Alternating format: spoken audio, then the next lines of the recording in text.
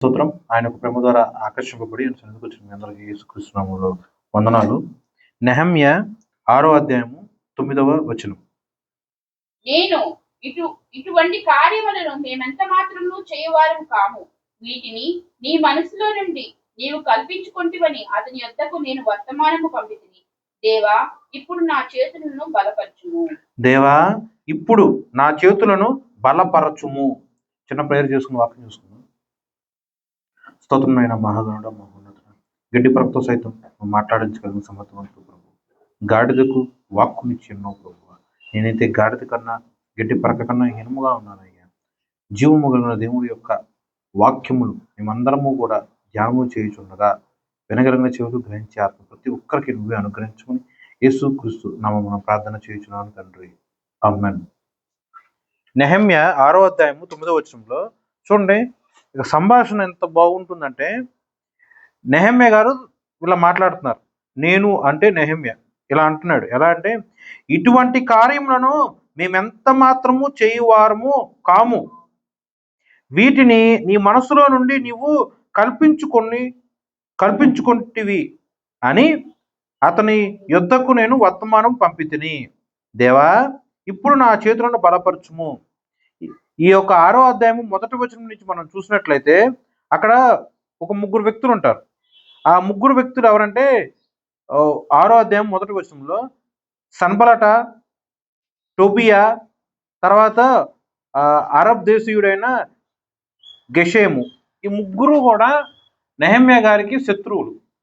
అంటే ఎలా అయితే నెహెమ్య గారు ఆ పాడైపోయిన యెరూషలేము ప్రాకారము యొక్క గోడలను తిరిగి కట్టడానికి శాయశక్తుల ప్రయత్నిస్తూ ఒక చేత్తో గోడలు కడుతూ ఇంకో చేత్తో యుద్ధం చేస్తూ దివారాత్రములు ఎంతగానో ప్రయాసపడుతూ ఎంతోమంది ఇజ్రాయేల్ పెద్దలను, ఇజ్రాయేల్ ప్రజలను ఆ యొక్క ఒక్క తాటి మీదకు తీసుకొచ్చి సమాధాన పరిచి వీళ్ళందరితో కూడా ఒకే ఒక్క గోల్ ఏంటంటే ఆ యొక్క ప్రాకారములు తిరిగి కట్టడం.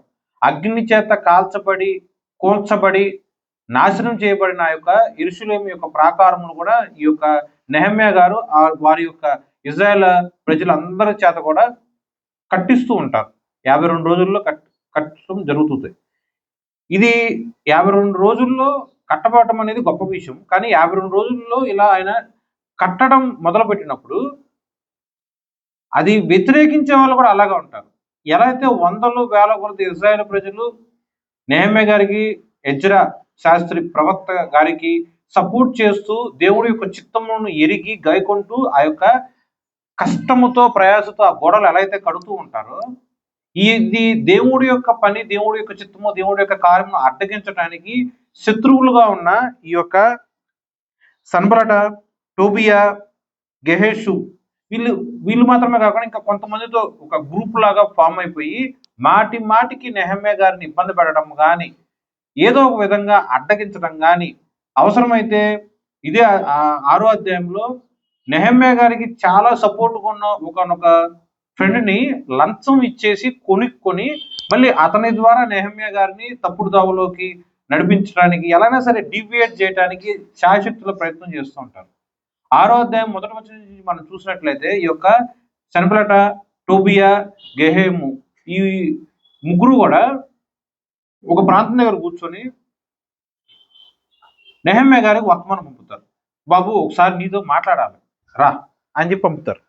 చూడండి, సన్బలట, గెహేషు నాకు ఏదో హాని చేయుటకు ఆలోచించి 2వ వచనం నుంచి చదువుతున్నా. ఓనో మైదానం మందున్న గ్రామంలో ఒక దాని దగ్గర మనము కలుసుకుందాము రండి అని నా ఎద్దుకు వర్తమానం పంపారు.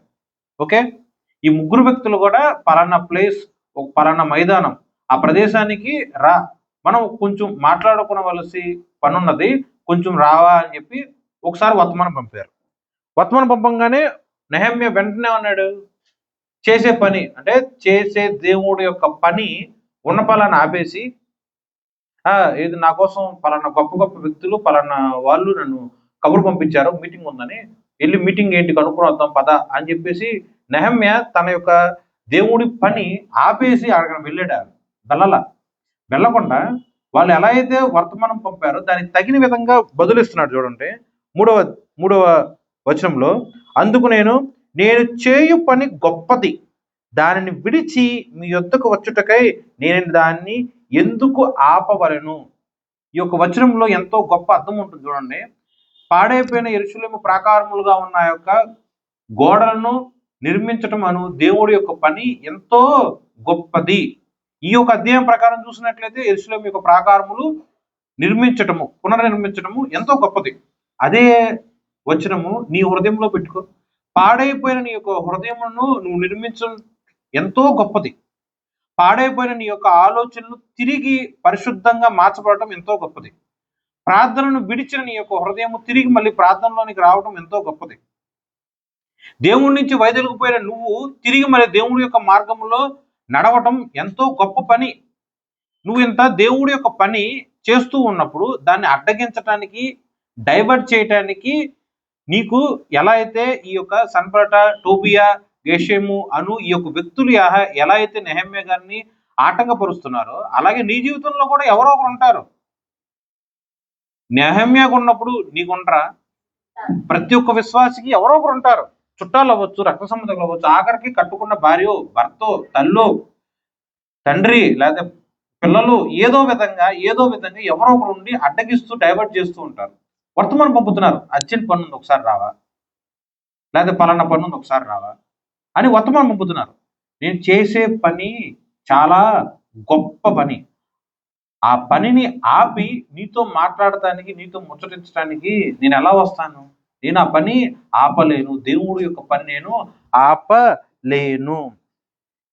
నేను చేయు పని గొప్పది, దాన్ని విడిచి మీ యొద్దకు వచ్చుటకు నేను ఎందుకు ఆ పని, దేవుడి యొక్క పనిని నేను ఎందుకు ఆపవలెను అని చెప్పి తిరిగి బదులిచ్చారు నెహెమ్యా గారు. ఇప్పుడు ఆ ముగ్గురు వ్యక్తులు ఏమైనా ఖాళీ కూర్చున్నారా? రెండోసారి వర్తమానం పంపారు. నెహెమ్యా మళ్ళీ వద్దు, కుదరదు అని చెప్పేసాడు. మూడోసారి వర్తమానం పంపాడు. నెహెమ్యా సేమ్ ఆన్సర్, కుదరదు, వద్దు అని చెప్పాడు. నాలుగోసారి కూడా వర్తమానం పంపారు. మళ్ళీ నెహెమ్యా గారు అలాగే వద్దు, కుదరదు అని చెప్పేశారు. నీ జీవితంలో కూడా చూడండి, నువ్వు దేవుడి యొక్క సన్మార్గంలో నడుచుకుంటూ వెళ్ళాడు సమయంలో ఎవరో ఒకరు ఏదో విధంగా చర్చ్ మెంబర్స్ అవ్వచ్చు, కుటుంబీకులు అవ్వచ్చు, పోనీ అవిశ్వాసులు అవ్వచ్చు, ఎవరో ఒకరు నిన్ను అడ్డగిస్తానికి సాతాను వాడిని ప్రేరేపిస్తూ నీ మీదకి కుట్ర పన్నుతూ అలా నడిపిస్తూ ఉంటుంది. నువ్వు ఇంతే ధైర్యముగా దేవుడి యొక్క ఆత్మ కలిగి నేను రాను, నేను ఈ మాట మాట్లాడను, దేవుడికి వ్యతిరేకంగా ఈ పని నేను చెయ్యను, దేవుడికి వ్యతిరేకంగా ఈ పాపం నేను చేయలేను, నీతో నువ్వు చెప్పిన పని చేయటానికి దేవుడి యొక్క పని నేను ఎందుకు ఆపవలను అని ఇంత ధైర్యంగా నువ్వు ఎప్పుడన్నా చెప్పావా? కానీ నీ యొక్క విశ్వాస జీవితంలో ఇలాంటి అనుభవం నీకు వస్తుంది. ఉదాహరణకి ఫ్రెండ్స్ యవనస్తులుగా ఉన్నప్పుడు సినిమాలకు వెళ్ళటము, షికారులకు వెళ్ళటము, తాగి తందనాలు ఆడటానికి, దేహాన్ని పాడు చేయటానికి, ఏదో చెడు వ్యసనాల్లో వెళ్ళే వాళ్ళకి దేవుడి యొక్క ఆత్మ కనుక తోడుగా ఉన్నట్లయితే కనుక వాళ్ళు ఈజీగా ఆ యొక్క ఫ్రెండ్స్ ఆహ్వానించిన ఈజీగా కుదరదని చెప్తారు. దేవుడు తోడుంటే గనక, దేవుడి యొక్క ఆత్మ వాళ్ళని ఆవహిస్తే గనక ప్రార్థన చేసుకోవాలి. ఏదో ఆటంకం వస్తుంది, ప్రార్థనని స్కిప్ చేసి ఆ యొక్క వేరే పనిలోకి వెళ్లకుండా దాన్ని కొంచెంసేపు వెయిట్ చేసి ప్రేయర్ చేసుకున్నాను, లేదా ఎలా అన్నా సరే దానికి అనుగుణంగా మాట్లాడే అంత ధైర్యం కలిగి నువ్వు ఎప్పుడన్నా సరే చెప్తున్నావా? ఇక్కడ నెహెమ్యా గారు చెప్పారు, నేను ఎందుకు ఆపాలి? నేను చేసే పని దేవుడి యొక్క పని, అది ఎంతో గొప్పది, అది ఆపి నీ దగ్గర నేను రాలేను అని. సో ఒకసారి మనం సాతాను యొక్క ఆలోచనలు ప్రతిఘటించినా సరే అదే సాతాను ఇంకా వేరే మార్గములు గుండా ఇక్కడ నెహెమ్యా గారిని 4 సార్లు వర్తమానం ద్వారా డివేట్ చేయడానికి ట్రై చేశారు. నెహెమ్యా గారు 4 సార్లు కుదరదన్నాడు. మళ్ళీ 5ఓసారి కూడా వర్తమానం వచ్చింది, రా అని. చూడండి, అది కూడా వాక్యంలో ఉంటుంది. 4వ వచనంలో, వారు అలాగ 4 మార్లు నా ఎదుగు వర్తమానం పంపగా ఆ ప్రకారమే నేను మరలా ప్రత్యుత్తరము ఇచ్చి తిని. అంతటా 5వ మారు సాతాను ఎన్నిసార్లు అండి? 5ఓసారి సనబరట తన పనివాని ద్వారా విప్పి ఉన్న ఒక పత్రికను నా ఎద్దుకు పంపారు. చూడండి, ఎన్నిసార్లు పంపించినా, వర్తమానం పంపించినా ఈ యొక్క మనిషి, ఈ యొక్క నెహెమ్యా రావట్లేదు కదా అని చెప్పేసి ఒక లెటర్ పంపాడు. ఆ లెటర్ కూడా చూడండి, అది క్లోజ్ చేసిన లెటర్ కాదు. ఓకే, అంటే రాజముద్ర కానీ, లేకపోతే అధికార ముద్ర కానీ, లేకపోతే ఏదైనా సరే ఒక ఎన్వెలప్ లో పెట్టడం కానీ ఏం లేదు. జస్ట్ ఫార్మల్ గా ఓపెన్ చేసిన లెటర్ అది పంపిస్తాడు. ఎలా పంపిస్తాడంటే దాంట్లో ఏం రాసి ఉంటుందంటే, నువ్వు తిరుగుబాటు చేస్తున్నావు నీ రాజు మీద, ఈ గోడ కట్టేసి ఇజ్రాయెల్ ప్రజలందరినీ కూడా నువ్వు సమకూర్చుకొని నువ్వు వాళ్ళ మీద రాజుగా ఉండడానికి నువ్వు ప్రయత్నం చేస్తున్నావు. నువ్వు నీ మాట అనుగుణంగా మాట్లాడే ప్రవక్తను నువ్వు ఏర్పాటు చేసుకున్నావు అని చెప్పేసి లేనిపోని అబద్ధపు సాక్ష్యములు ఈ యొక్క నెహెమ్యా మీద వాళ్ళు వేస్తారన్నమాట. 6వ వచనంలో, అందులో వారిపైన రాజుగా ఉండవలనను నీవు ప్రాకారము కట్టుచున్నావనియు ఈ హేతు చేతనే నీవును యూదులను రాజు మీద తిరుగుబాటు చేయనట్లుగాను నీవు ఆలోచించుచున్నావనియు యూదులకు రాజుగా ఉన్నాడని నిన్ను గురించి ప్రకటన చేయుటకు యెరూషలేములో ప్రవక్తలను నీవు నియమించుకున్నావనియు మొదలగు మాటలు ఆ యొక్క ఉత్తరంలో రాసున్నాయి. ఆ ఉత్తరం చూడంగానే అయ్యో నా మీద అబద్ధపు సాక్ష్యం చెప్పారయ్యా, నేను చెయ్యని పని నా మీద చెప్పారయ్యా, నేను మంచోడిని కానీ నేను ఇలా పాపాత్ముని చెప్పి నన్ను చిత్రీకరించారయ్యా, నేను పరిశుద్ధుణ్ణి కానీ నన్ను ఇలా వ్యభిచారిగా చిత్రీకరించారయ్యా, నేను అసలు దొంగతనం చేయలే కానీ నన్ను దొంగగా ముద్రీకరించారు, నేను అసలు ఆ మాటల్లో గొడవలో నేను ఇంటర్ఫీర్ అవ్వాల కానీ దానికి మొత్తం నేనే కారణం అని చెప్పి నా మీద ఈ నేరం మోపారయ్యా అని చెప్పి చాలా మంది విశ్వాసులు అనవసరపు విషయాలు అనవసరపు నేరాలు వాళ్ళ మీద పడితే తెగ ఏడుస్తూ తెగ బాధపడుతూ ఉంటారు. నేను అమ్మాయి కూడా నాకే పాపం తెలియదు అన్నట్టు. మనుషులు లేకపోతే సాతాను యొక్క ప్రేరేపణతో మన యొక్క క్యారెక్టర్ని ఎంతగా పాడు చేయాలి, ఎంతగా మనల్ని చెడు వ్యసనములు ఏదో విధంగా చెడ్డవాడు అని చిత్రీకరించడానికి ఎన్ని ప్రయత్నాలు చేసినా సరే నువ్వు అనేవాడివి ఎలాంటోడువో దేవుడికి నీ గురించి తెలియదా? దేవుడికి నీ గురించి తెలియదా? ఆలోచన చేయండి. దేవుడు నీ పట్ల ఇచ్చే సాక్ష్యమే ముఖ్యం. మనుషులు నీ గురించి ఎలాంటి సాక్ష్యాలు ఇస్తారనేది అసలు అనవసరం. 4 సార్లు వర్తమానం పంపారు, నెహెమ్యా కుదరదంటే కుదరదన్నాడు. 5వసారి వర్తమానము పంపకుండా సింపుల్గా ఏం చేశాడు, ఓపెన్ లెటర్ పంపించారు. ఆ లెటర్లో నువ్వు రాజుగా ఏర్పాటు చేసుకుంటానికి నువ్వు పనిచేసావు, నువ్వు యెరూషలేములో ప్రవక్తలను ఏర్పాటు చేసుకున్నావు, నువ్వు రాజువి అని ఆ ప్రవక్తల ద్వారా నువ్వు చెప్పుకోవటం, నువ్వు తిరుగుబాటు చేస్తున్నావు. ఎన్ని అబద్ధపు నేరాలు! ఈ సింపుల్గా ఏమన్నాడు నెహెమ్యా? బాధపడ్డా, దుఃఖపడ్డా, ఖండించాడా? ఒకటే ఒక మాట, ఇది నీ ఆలోచనలో నుంచి నువ్వే కలుగు చేసుకున్నావు, నేనైతే అట్టంటాను కాదయ్యా, అంతే. ఒక మాటతో ఆపేశాడు దాని గురించి. అదే మనమైతే చేయని నేరం నా మీద వేశారు కదా అని చెప్పేసి ఇక దేవుడి సన్నిధిలో కూర్చొని తెగ ఏడుస్తూ నేను అమాయకుడు నాకేం తెలియదు, వాళ్ళందరూ నన్ను ఇలా వెలం చేసేసారు అని చెప్పి ఏడ్చిన సందర్భాలు ఉన్నాయా? కానీ అలా ఉండకూడదు. మనుషులు మన మీద ముద్రించిన ఆ యొక్క సాక్ష్యములను అస్సలు లెక్క చేయకూడదు. నెహెమ్యా గారు యొక్క 6వ అధ్యాయంలో 9వ వచనంలో ఎంత సూటిగా మాట్లాడతాడంటే, ఇటువంటి కార్యములు మేము ఎంత మాత్రము చేయవారము కాము, ఇటువంటి కార్యములు మేము ఎంత మాత్రము చేయవారము కాము, వీటిని నీ మనసులో నుండి నువ్వు కల్పించుకున్నావు, మాకు ఎటువంటి సంబంధమే లేదు. ఓకే, ఎవరి ద్వారా అయితే లెటర్ వచ్చిందో వాళ్ళకే తిరిగి బదులు ఇచ్చేశాడు. ఇది నువ్వు కల్పించుకొని నువ్వు ఊహించుకొని నువ్వు చేసుకునే అంతే, నాకు దీనికి ఎటువంటి సంబంధం లేదని ఒక్క మాటతో తేల్చేసి అక్కడ దేవుడికి ఎంత చక్కగా ఆ యొక్క పరిస్థితిని, ఆ యొక్క సంఘటనను, అక్కడ జరగవలసిన కార్యములను ఎంత చక్కగా అప్పగించాడు చూడండి. అది చాలా అవసరం. దానికోసమే ఈ యొక్క ఉద్భోద్ఘాటనలాగా జరుగుతుంది. మొత్తం చెబుతున్నాను. మనుషులు మన మీద ఎలా సాక్ష్యాలు ఇస్తారు, లేనిపోని అబండాలు ఎలా వేస్తారు, దాన్ని మనం ఎలా ప్రతిఘటించాలి అనే దాని ఎంత ముఖ్యమో దానికన్నా ముఖ్యమైనది ఏంటంటే దేవుడి యొక్క హస్తములకు తోడుగా ఉండటం. మనుషులు అనగా ఈ యొక్క అధ్యాయం ప్రకారము ఆ యొక్క శత్రువులు ఆ యొక్క విశ్వాసి చేసే దేవుడి యొక్క పనిని అడ్డగించడానికి ఎన్ని రకాలుగా ప్రయత్నం చేస్తున్నా ఈ మనిషి లేదా ఈ యొక్క విశ్వాసి అవన్నీ కూడా కుదరదు, ఇలా కాదు అని చెప్పి ప్రతిఘటిస్తున్నాడు. అంతవరకే ఉన్నాడా? కాదండి, దానికి మించిన పని ఇంకోటి చేశాడు. అదేంటంటే 6:9లో ఇప్పుడు నా చేతులను బలపరచుము. శత్రువులు వస్తున్నారు, అబండాలు వేస్తున్నారు, నా చేతులు బలపరచుము. చూడండి, అక్కడ చేతులు బలపరచుము అని ఎందుకు రాసింది? నోటును బలపరచమని అనొచ్చుగా. వాళ్ళందరూ కూడా నోటుతోనే కదా దాడి చేస్తూ ఉన్నది.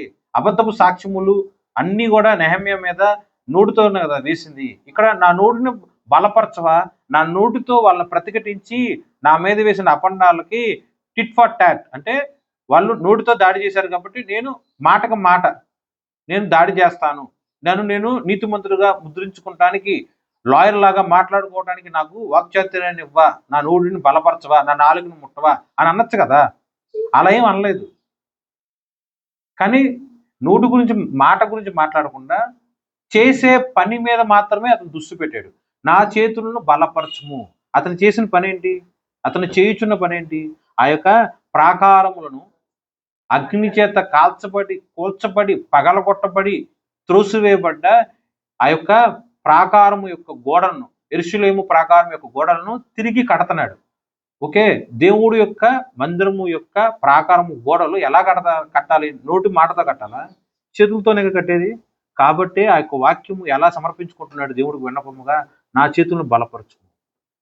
నలుదిక్కులు నా మీద శత్రువులు దండెత్తిన, వాళ్ళకున్న నోటితో నన్ను ఎన్నిసార్లు నోటి మాటతో దాడి చేసి అబద్ధపు సాక్ష్యము చెప్పినా, ఓకే, నా చేతితో చేయవలసిన దేవుడు యొక్క పనిని చేయుటకు నా చేతులను నువ్వు బలపరచవా దేవా అని చెప్పి ప్రార్థన చేస్తున్నాడు. నువ్వు దేవుడు మందిరం కట్టవలసి ఉన్నదా? ఆ పని నిమిత్తం ప్రార్థన చేయి. దేవుడు యొక్క పని ఏదైతే నీకు అప్పచెప్పాడో ఆ పని చేయటానికి ప్రార్థన చేయాలి. దానికి ఏం కావాలి? దేవుడు యొక్క ఆత్మను దర్శిస్తేనే నువ్వు ప్రార్థన చేయగలవు. మందిరానికి రావాలి.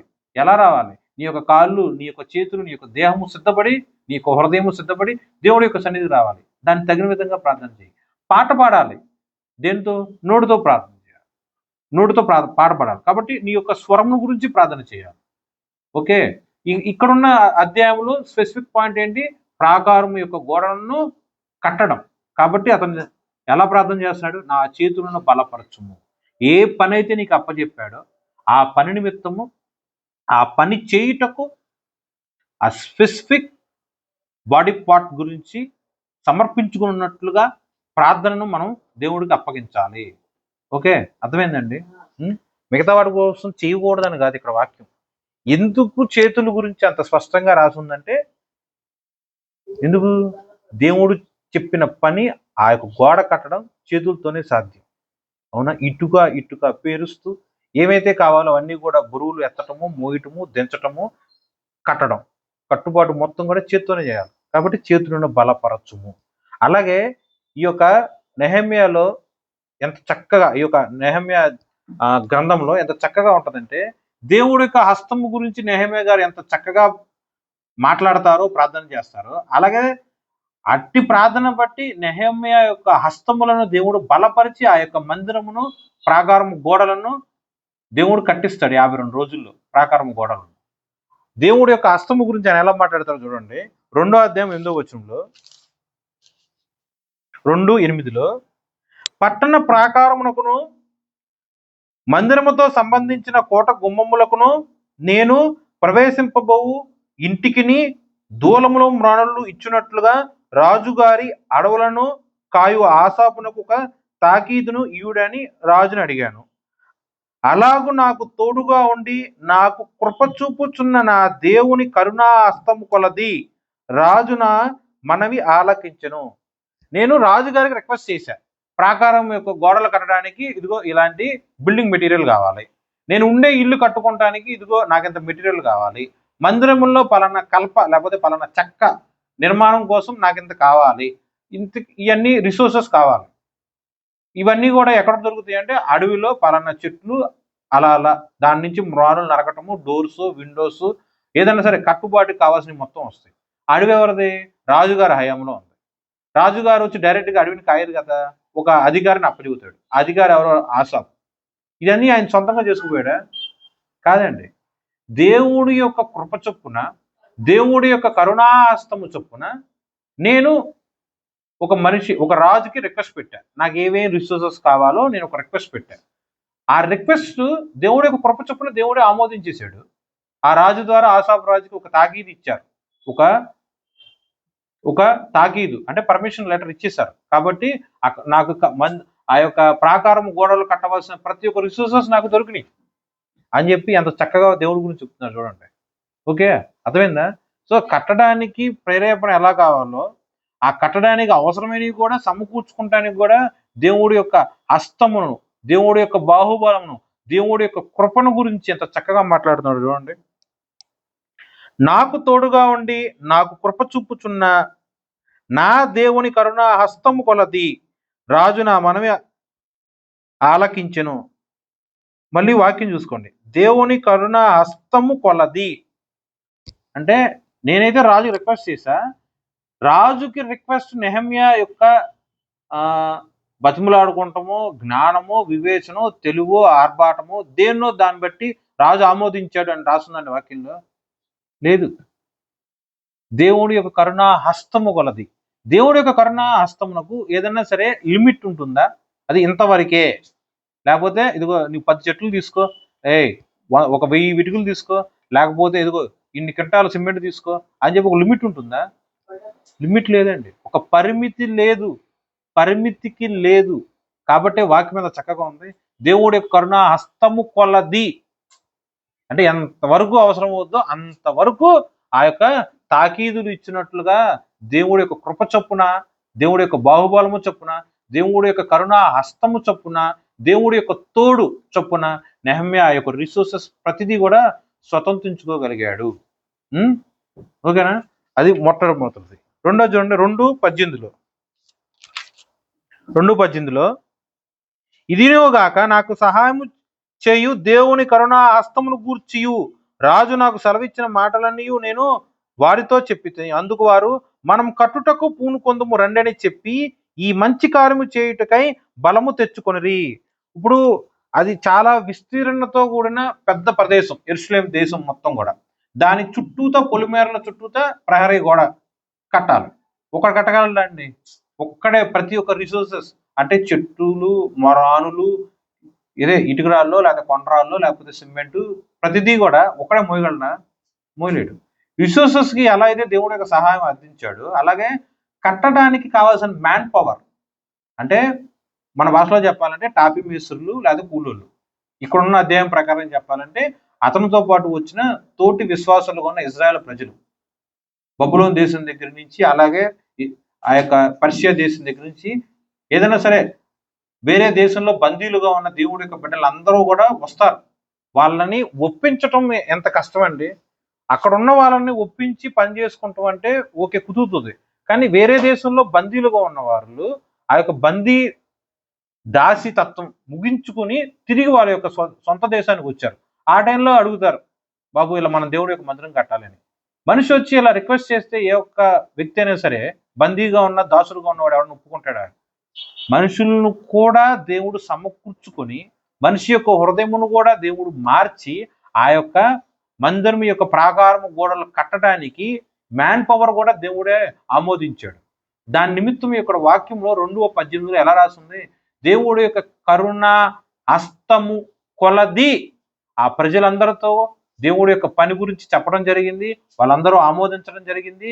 రండి మనం చేయు దేవుడి యొక్క పని చాలా గొప్పది, మనం ఈ పని పూనుకుందాము అని చెప్పి అతని యొక్క సహోదరులందరూ కూడా ఏక మనసు కలిగి దేవుడి యొక్క మందిరం పని చేయటానికి ముందుకు వస్తారు. ఓకేనా? రిసోర్సెస్ కావాలన్నా దేవుడి యొక్క కరుణా హస్తం కొలది, మ్యాన్ పవర్ కావాలన్నా దేవుడి యొక్క కరుణా హస్తం కొలది. వారందరినీ కూడా ఒకే ఒక్క ఆలోచన చొప్పున నడిపించాలన్నా సరే దేవుడి యొక్క కరుణా హస్తం కొలది. అటువలనే దేవుడి యొక్క పని చేయటానికి ఎంతగా అయితే వీళ్ళు నడుం బిగించుకొని ముందుకు వెళ్తున్నారో దాన్ని అడ్డగించడానికి కూడా శత్రువు కూడా అంతే విధంగా, అపవాది అంతే విధంగా ప్రయత్నం చేస్తూ ఉంటాడు కదా. మరి అట్టి అపవాదిని జయించడానికి కూడా మనిషి యొక్క బలము ఏ మూలకే సరిపోదు. కాబట్టి శత్రువులను జయించడానికి కూడా దేవుడి యొక్క బలమే అర్థిస్తాడు. అది 4:20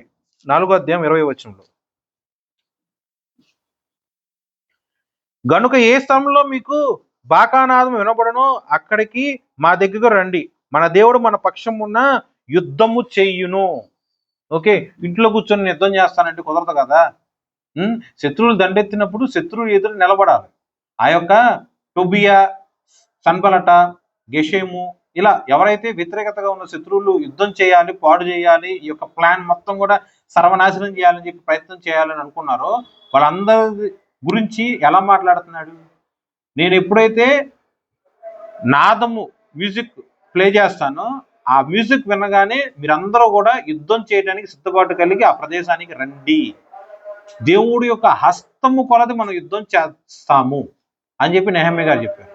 ఓకే, సో ప్రాకారములు కట్టాలన్నా సరే దేవుడి యొక్క కరుణా హస్తం తోడు ఉండాల్సింది. ఆ కట్టడానికి కావాల్సిన ప్రతి విధమైన మెటీరియల్ రిసోర్సెస్ దేవుడి యొక్క కరుణా హస్తం చొప్పున మాత్రమే అతను స్వతంత్రించుకోగలిగాడు. కట్టడానికి కావాల్సిన మ్యాన్ పవర్, మనుషుల యొక్క బలము కూడా దేవుడి యొక్క కరుణా హస్తం చొప్పునే అతను స్వతంత్రించుకోగలిగాడు. ఆ దేవుడి యొక్క పని అడ్డగించడానికి వచ్చిన అపవాదిని జయించడానికి కూడా దేవుడే మన పక్షమున ఉండి ఆయన యొక్క హస్తము చొప్పున యుద్ధం చేస్తాడు అని చెప్పి నెహమ్యా గారు మాట్లాడుతున్నారు. ప్రతి విధముగా కట్టడానికి కావాల్సింది హస్తము గురించి, దేవుడి యొక్క హస్తము ఎలా అర్థిస్తున్నాడు, తన యొక్క హస్తమును ఎలా బలపరచాలి అని దేవుడు విన్నపించుకుంటున్నాడు. అర్థమైందండి? నెహమ్యా గారు దేవుడి యొక్క కరుణా హస్తం గురించి ఎలా మనవి చేస్తూ ప్రార్థన చేస్తున్నాడు, అలాగే నెహమ్యా యొక్క తన యొక్క హస్తమును ఆ యొక్క గోడ కట్టడానికి బలపరచవా అని చెప్పి ప్రార్థన రూపంలో దేవుడికి ఎలా విన్నపించుకుంటున్నాడు. ఓకే, ఇప్పుడు సేమ్ టు సేమ్ నెహమ్యా గారు ఎలా అయితే చేస్తారో ఎజ్రా ప్రవక్త కూడా అలాగే చేస్తారు. ఇప్పుడున్న కాలంలో ఎజ్రా ప్రవక్త ఆ గ్రంథం వేరు, అలాగే నెహమ్యా గ్రంథం వేరు. కానీ పూర్వము అంటే హెబ్రీ బైబిల్ కూడా రాక మునుపు అయితే కనుక ఈ రెండు కలిపి ఒకటే పుస్తకం. ఎజ్రా అండ్ నెహమ్యా కలిపి ఒక పుస్తకమే. హెబ్రీ బైబిల్ ముద్రించబడిన తర్వాత దానికి సెపరేట్ చేస్తారు. ఎప్పుడన్నా సరే మీరు చదువుకునేటప్పుడు ఎజ్రా అలాగే నెహమ్యా కలిపి చదివితే చాలా పిన్ పాయింట్గా అర్థమవుతుంది. ఈ యొక్క ఎజ్రా శాస్త్రి గారు కూడా ఆయన దేవుడి యొక్క సేవకుడు, ఒక గొప్ప ప్రవక్త.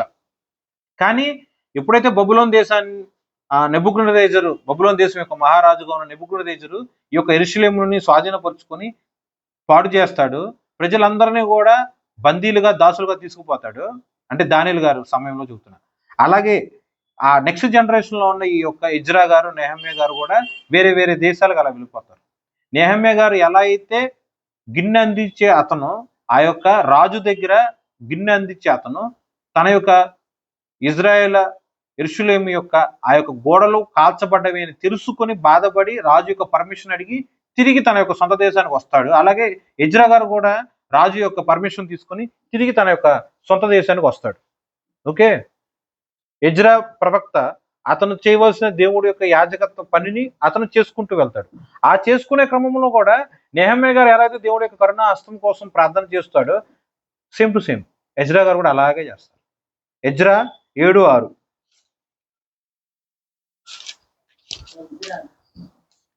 నెహమ్యాకు ముందే ఉంటుంది. 7:6 7వ అధ్యాయం 6వ వచనంలో, ఈ ఎజ్రా ఇజ్రాయేలు దేవుడు అయిన యెహోవా అనుగ్రహించిన మోషే యొక్క ధర్మశాస్త్రం నందు ప్రావీణ్యత గల శాస్త్రి మరియు అతని దేవుడైన యెహోవా హస్తము అతనికి తోడుగా ఉన్నందున అతడు ఏ మనవి చేసినను రాజు అనుగ్రహించును. ఎజ్రా గారు వచ్చి రాజుకి ఏ రిక్వెస్ట్ చేసినా సరే అనుగ్రహించబడును అని ఇక్కడ రాస్తుంది. కానీ మీరు జాగ్రత్తగా ఆలోచించండి, దేవుడి యొక్క హస్తము ఎజ్రాకి తోడుగా ఉంది కాబట్టే ఎజ్రా చేసిన ప్రతి ఒక్క మనవి రాజుగారు ఆమోదించారు. సో ప్రతి రిక్వెస్ట్ అక్కడ గ్రాంటెడ్. కానీ ఎలా గ్రాంట్ అయింది? దేవుడి యొక్క హస్తం ఎజ్రా గారికి తోడుగా ఉంటేనే. ఓకే, దేవుడి యొక్క పని నువ్వు చెయ్యాలి అంటే నీకు ఎవరు తోడుగా ఉండాలి? నువ్వు రాజుల్ని ఆశ్రయిస్తావు, రిసోర్సెస్ కోసం వెళ్తావు, డబ్బుల కోసం వెళ్తావు, మనుషుల్ని కూలోళ్ళని పనుల కోసం వెళ్తావు. నువ్వు చేయాల్సిన అన్ని ప్రయత్నాలు నువ్వు చేస్తున్నావు, మంచిది. ఓకే, కానీ నీకు ఏది తోడుగా ఉంటే నువ్వు చేసే పని అన్నీ కూడా సఫలమవుతుంది. దేవుడి యొక్క కరుణా హస్తం. నెహమ్యా గారు దేవుడి యొక్క కరుణా హస్తం యొక్క బలం కోసం ప్రార్థన చేశాడు. ఎజ్రా గారు ఆ యొక్క హస్తము తోడుగా ఉన్న చొప్పున రాజు దగ్గర చేసిన ఏ మనమైనా సరే అతనికి స్వతంత్రించుకోగలిగాడు. ఓకే, ప్రతి దాంట్లో ఏ పని అన్నా సరే దైవ చిత్తానుసారమైన దేవుడి యొక్క కార్యము ఏది నువ్వు చెయ్యాలన్నా సరే నీకు తోడుగా ఉండవలసినది మనిషి యొక్క, అంటే నీ యొక్క సొంత బుద్ధి, జ్ఞానము, బలము, బయట సొసైటీలో సోషల్ లైఫ్ అనుభవిస్తూ 10 మంది 20 మంది 100 మంది ఫ్రెండ్స్ ఉంటే ఈ కార్యం ఈజీగా జరిగిపోద్ది అని ఇప్పుడున్న కాలంలో యంగ్స్టర్స్ అనుకుంటారు. అది కూడా అబద్ధమే. నీకు చేయాల్సిన ఏదో ఒకటి పని, లోకానుసారమైన పని వాళ్ళు ఏదో చేయగలరేమో, కానీ దేవుడు యొక్క పని నువ్వు చెయ్యాలంటే నీకు కావాల్సింది లోకంలో ఉన్న సావాసంలో ఉన్న ఫ్రెండ్స్ కానీ స్టూడెంట్స్ కానీ ఎవరో కాదండి, కేవలం దేవుడి యొక్క హస్తం. దేవుడి యొక్క హస్తం నీ పక్షమున ఉంటే అన్నీ దేవుడు నిర్ణయించిన కాలం ప్రకారం ఆటోమేటిక్గా సిస్టమేటిక్గా జరుగుతూ వెళ్ళిపోతూ ఉంటాయి. ఎవరన్నా ఆపాలన్నా సరే ఆపలేడు, ఎవరన్నా అడ్డగించాలన్నా సరే అడ్డగించలేరు. ఒక ఇటుకు మీద ఒక ఇటుకు పెట్టి ఎలా అయితే పేర్చుకుంటూ వెళ్ళిపోతారో దేవుడి యొక్క చిత్తంలో ఉన్నప్పుడు ఆ సమయం ప్రకారము ప్రతిదీ కూడా సిస్టమేటిక్గా చక్కగా అమర్చినట్టు నీట్గా చెక్కినట్టు అలా జరిగిపోతూ ఉంటుంది. ఓకే, కాబట్టి నువ్వైనా నేనైనా సరే ఏదైనా సరే దేవుడి యొక్క పని కోసము మనం తాపత్రయపడేటప్పుడు ఎలా ప్రార్థన చేసుకోవాలంటే, దేవుడి యొక్క కరుణా హస్తం చొప్పున ఈ కార్యము జరిగించవా, పని చేయటానికి నీ యొక్క చెయ్యి ఎంత అవసరమో దేవుడి యొక్క పని జరిగించడానికి దేవుడి యొక్క కరుణా హస్తము, దేవుడి యొక్క బాహుబలము అంతే అవసరము. అది నువ్వు స్వతంత్రించుకోవాలి. అది నెహమ్యా గారి జీవితం ద్వారా, ఎజ్రా గారి జీవితం ద్వారా మనము తెలుసుకోగలుగుతున్నాం. అలాగే 7:9 కూడా చూడండి. ఎజ్రా 7:9 కూడా, మొదటి నెల మొదటి దినమునందు అతను బబులోను దేశం నుండి బయలుదేరి తన దేవుని కరుణా హస్తము తనకు తోడుగా ఉన్నందున 5వ నెల మొదటి దినమున యెరూషలేమునకు చేరాను. ఉదాహరణకి ఇక్కడ వాక్యం ప్రకారం చూడాలంటే జనవరి 1వ తారీఖు నాడు బయలుదేరాడు బబులోను దేశం నుంచి. ఎప్పుడు రీచ్ అయ్యాడండి? 5వ నెలలో రీచ్ అయ్యాడు. 5వ నెలలో యెరూషలేము ప్రాంతానికి వచ్చాడు. కానీ ఎలా వచ్చాడు? ప్రయాణం చేశాడు, కాలినడకలో వచ్చాడు, లేదా బండేసుకొని వచ్చాడు. కాబట్టి 5 నెలల ప్రయాణం జరిగిపోయిందిలే అని అనుకుంటానికి లేదు. ఎలా ఉంది వాక్యం ఇక్కడ? దేవుడి యొక్క కరుణా హస్తం తోడుగా ఉన్నందువలన మాత్రమే అతను పరదేశిలో బందీగా ఉన్నా కూడా ఆ పరదేశము దగ్గర నుంచి రాజు యొక్క ఆజ్ఞ చొప్పున విడుదల పొందుకొని తన యొక్క సొంత దేశంగా ఉన్న యొక్క యెరూషలేమునకు తిరిగి వచ్చాడు. ఓకే, అది చాలా ఇంపార్టెంట్. ప్రయాణమే కదా, ఏముందలే అనుకోమాకండి. ప్రయాణము కూడా నువ్వు దేవుడి యొక్క కార్యము చేయటానికి ఒక ప్రదేశం నుంచి ఒక ప్రదేశానికి వెళ్ళి వాక్యం చెప్పాలన్నా, ప్రార్థన చేయాలన్నా, పాటలు పాడాలన్నా సరే దేవుడి యొక్క కరుణా హస్తం నీకు తోడుగా ఉంటేనే ఆ ప్రయాణము నువ్వు చక్కగా సఫలముగా క్షేమముగా వెళ్ళి ఆ యొక్క దేవుడి యొక్క పని నువ్వు చేసుకుని రాగలుగుతావు. అది ఈ యొక్క ఎజ్రా గారి జీవితంలో జరిగింది. 7:28, నా దేవుడైన యెహోవా హస్తం నాకు తోడుగా ఉన్నందున నేను బలపరచబడి నాతో కూడా వచ్చుటకు ఇజ్రాయేలు ప్రధానులను సమకూర్చి తిని. చూడండి, ఇజ్రాయేల్ యొక్క ప్రధానులను సమకూర్చుకున్నాడు ఎజ్రా గారు. ఎలా సమకూర్చుకున్నాడు? దేవుడి యొక్క హస్తం తోడుగా ఉన్నది కాబట్టే అతను సమకూర్చుకున్నాడు. అంతేగాని ఆయన యొక్క వాక్చాతుర్యం చొప్పున సమకూర్చుకోవాలా. ఆయన ఇచ్చే ఆర్థికపరమైన, ఉదాహరణకి ఇంత శాలరీ ఇస్తా నువ్వు నాకు తోడుగా ఉంటే అని చెప్పి ప్రధానులకు చెప్పాల. లేదు నీకు ఇంత వస్తువులు ఇస్తాను, ఇంత డబ్బులు ఇస్తాను, లేకపోతే ఇంత ఏదో ఒకటి వస్తు రూపంలో, ధనం రూపంలో, అధికారం రూపంలో ఏదో ఒకటి నాకు పనిచేసి పెట్టి నేను నీకు ఇస్తా, ఒక వ్యాపార లావాదేవీల కింద కల్లా కాకుండా దేవుడి యొక్క హస్తం తోడుగా ఉన్నది కాబట్టి ఇజ్రాయెల్ యొక్క ప్రధానులను సమకూర్చుకున్నారు. అలాగే మనం కూడా దేవుడి యొక్క పని, మందిరమా, విశ్వాసమా, సంఘమా, ఏ పని చేయాలన్నా సరే దేవుడి యొక్క హస్తం తోడుగా ఉంటే నువ్వు ప్రధానులను సమకూర్చుకొనగలవు, విశ్వాసులను సమకూర్చుకొనగలవు, ఆత్మలను సమకూర్చగలవు. ఓకే, ప్రతి దాంట్లో కూడా దేవుడి యొక్క హస్తం నీకు తోడుగా ఉండాలి. నెహమ్యా దేవుడి యొక్క హస్తం చొప్పున 52 రోజుల్లో ఆ యొక్క ప్రాకారం యొక్క గోడలు నిర్మించాడు. అలా నిర్మించటానికి ప్రవక్తగా ఉన్న యొక్క ఎజ్రా గారు కూడా ప్రార్థనా సపోర్ట్తో ఆ యొక్క ప్రధానులందరినీ కూడా అక్కడ సమకూర్చి దేవుడి యొక్క పని చేయటంలో ఆయన ఎంతగానో పాత్ర ఉంది. ఓకేనా, ఇంతవరకు అర్థమైందండి? మొత్తం ఒకే ఒకటి, దేవుడి యొక్క కరుణా హస్తం తోడుగా ఉంటే యెరూషలేము యొక్క ప్రాకారము గోడలు కట్టించిన దేవుడు నీ హృదయం యొక్క ప్రాకారము గోడలు తిరిగి కట్టించలేడా? లోకంలో ఉన్నప్పుడు మన యొక్క జీవితాలు చల్లాచెదరులైపోయి అగ్ని చేత, పాపము చేత కాల్చబడి రేపో మాపో మనం కాలం చేయటం అన్నట్టు స్థితిలోకి, పాపం ద్వారా మరణించే అంత స్థితిలోకి మనం తేబడి ఉన్నా కూడా దేవుడి యొక్క కరుణా హస్తము గనుక మనం అర్థించినట్లయితే అట్టి పాప రోత జీవితాన్ని విడిచిపెట్టి తిరిగి పునరుద్ధానముగా ఆ యొక్క హృదయమును, మన యొక్క దేహమును, మన యొక్క ఆత్మను దేవుడు తిరిగి నిర్మించగలిగిన సమర్థవంతుడు. ఇంకేముంది? నన్ను మించిన పాపము లేదు, నేను చేసిన పాపములు ఎంతో గొప్పవి, చి నేను ఇంకా దేవుడి దగ్గరికి ఉండటం ఎందుకు, నేను చచ్చిపోవాలి అని అనుకునే వాళ్ళు ఉన్నారు. నువ్వు ఎంత పాపం చేసినా సరే, నీ తల్లి, నీ తండ్రి, నీ భార్య, నీ భర్త, నీ పిల్లలు, ఆఖరికి నిన్ను నువ్వు ఓకే పర్లేదు అని అనుకుంటానికి కూడా లేకుండా హేయమైన రోతమైన పాపములు నువ్వు చేసినా సరే, దేవుడి యొక్క కరుణా హస్తము దగ్గర నువ్వు గనక చిన్న మనవి గనక, అంటే ఒక్క నిమిషమైనా ఒక సెకండ్ అయినా సరే మనవి గనక నువ్వు చేసుకున్నట్లయితే, ఆయన యొక్క బాహుబలము చొప్పున, కరుణ హస్తము చొప్పున, ఆయన యొక్క కృప నీ మీద, ఆ యొక్క హస్తము చొప్పున కృప నీ మీదకి వచ్చి నిన్ను క్షమించి, దేవుడు తిరిగి ఆ యొక్క పాడైపోయిన యెరూషలేము యొక్క ప్రాకారం కూడా ఎలా అయితే కట్టాడో నీ జీవితాన్ని దేవుడు కడతాడు. దేవుడు నీ జీవితాన్ని కడతాడు. దేవుడు నీ జీవితాన్ని కడతాడు. నీ జీవితం కట్టబడాలంటే నీ ఫ్రెండ్స్లో కానీ, నీలో కానీ, నీ యొక్క కుటుంబంలో కానీ ఏ మనుషుల యొక్క శక్తి సామర్థ్యాల మీద ఆధారపడనే పడకూడదు. దేవుడి యొక్క కరుణా హస్తము చొప్పున మాత్రమే. నీ జీవితం కట్టబడాలా, దేవుడి యొక్క కరుణా హస్తమును ఆశ్రయించు. నీ కుటుంబం కట్టబడాలా, దేవుడి యొక్క కరుణా హస్తమును ఆశ్రయించు. నీ ఉద్యోగం కట్టబడాలా, దేవుడి యొక్క కరుణా హస్తము ఆశ్రయించు. నీ వివాహ జీవితము కట్టబడాలా, దేవుడి యొక్క కరుణా హస్తమును ఆశ్రయించు. నీ గర్భవాసాన బిడ్డలు జన్మించవలసి ఉన్నదా, దేవుడి యొక్క కరుణా హస్తము ఆశ్రయించు. నీ జీవితంలో ఏదైతే పొదువుగా ఉన్నదో అది నువ్వు పొందుకోవలసి ఉన్నది అన్నట్లయితే, అది దేవుని యొక్క చిత్తమైతే గనక ప్రతిదీ దేవుడి యొక్క కరుణా హస్తము చొప్పున నువ్వు ప్రాధేయపడి మనవి చేసుకున్నట్లయితే నువ్వు పొందుకోగలిగిన సామర్థ్యం కలిగి ఉంటావు. ఈ వాక్యం దేవుడు మన హృదయాల్లో ఫలించి వృద్ధి చేయును గాక. ఆమేన్.